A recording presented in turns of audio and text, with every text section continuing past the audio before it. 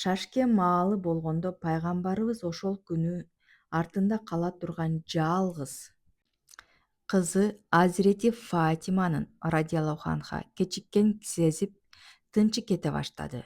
Кантип тынчы кетпесин, чыдай албады. Дароо кызына кабар жолдоду. Азирети Фатима дароо чуркап жетип келди.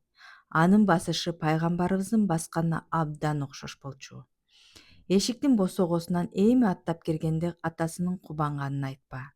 Кызым, деп бооруна кысып, кайра кайра жыттап тойбой жатты.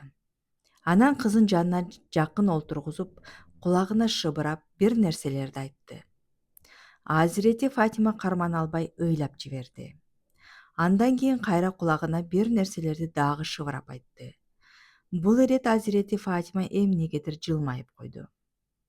Азирети Фатиманын 25 жылдык өмүрү ушул эки сөздүн, ушул ый менен кубанычтын ортосунда заматта сызылып өттү.